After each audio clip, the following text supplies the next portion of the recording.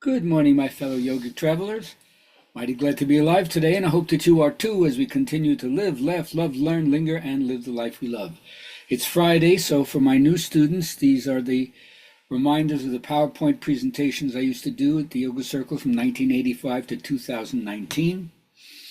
And today the topic is about the quest. We're all off on the adventure. So we're going to start with the mandala, the geometric design that is usually symmetrical, and no matter where you look, your eye is taken back to the center. So the whole idea of the quest, I guess, is to find the center and then live from that center, embody that center. And there are many different ways that people over the years, and of course this is not an exhaustive list, it's just a reminder to tweak your interest, of who went on quests for what. Well, of course, there's Jason and the Argonauts to bring back the golden fleece from Colchis. That was one of the trips that he went on with the Argonauts. Hercules was one of his crew.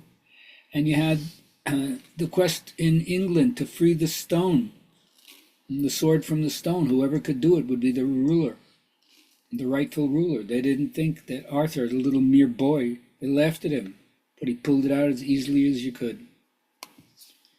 And from that came the round table, the commitment of chivalry. Once again, everybody equidistant from the center, living a life of chivalry, nobility, freeing oppressed beauty, which doesn't mean the damsel in distress, it means the beauty that's within, but also taking all the righteous action to protect the downtrodden, the weak, the poor, the helpless, the widow, the orphan, and so forth.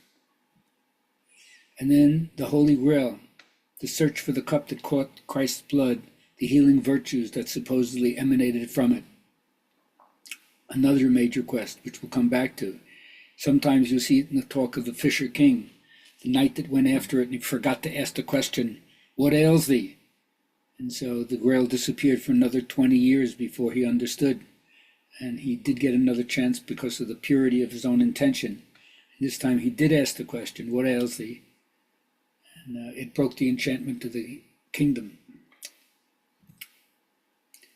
Now another one is interesting is Galahad, although he was in the time when their adultery was punishable according to the beliefs at the time by living in hell for the rest of your life, he was a bastard son of Guinevere and Lancelot.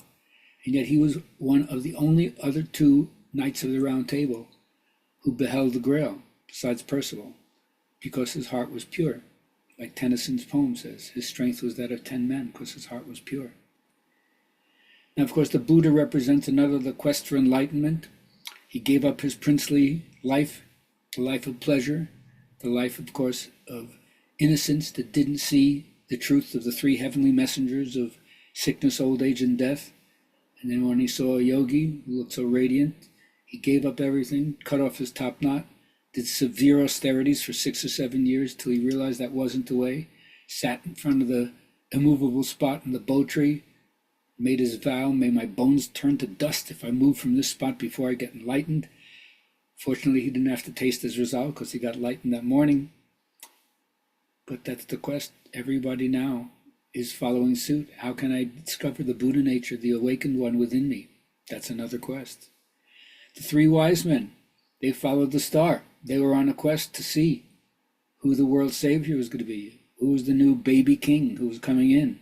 So they all went to do homage, gave him gold, frankincense, and myrrh, symbolic gifts of his spiritual superiority and his ability to be the king of all kings. But as we know from that story, there is no resurrection without the crucifixion.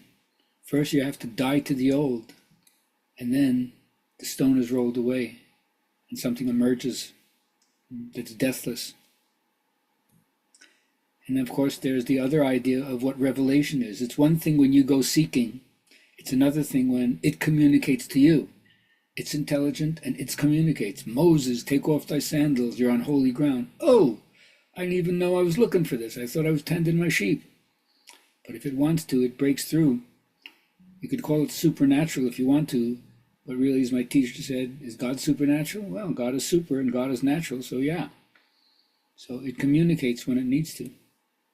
And what does it do? It gives you the 10 Commandments, the lessons for life. You could say maybe they're just suggestions, but the ancient authors had the reasons for why they chose these things, mostly because it prevents you from shoring up negative karma and unintentionally hurting yourself or other people. So this requires a leap of faith. Sometimes in the pursuit of that, you come across this abyss and you just know that I can't step across it, I can't jump across it, I can't Evel Knievel motorcycle my way across the chasm. Oh, leap of faith, I get it. You have to take the first step into that unknown and know that the bridge will come out and support you. But no matter how much you know that, it's not until you actually take the first step into that empty space that the bridge does come out, if you believe in the leap of faith. Now, in our modern day, we have the idea of pursuing the pot of gold at the end of the rainbow. What does that symbolize? Some hidden wealth that we all have, if you could merge and balance all the rainbow colors within you. Or you also have the sun dance, the other way of dedicating yourself to serve the community at large. Every year you must renew your vow. That's another quest. But instead of being spun by Eurocentric interest, this is indigenous interest.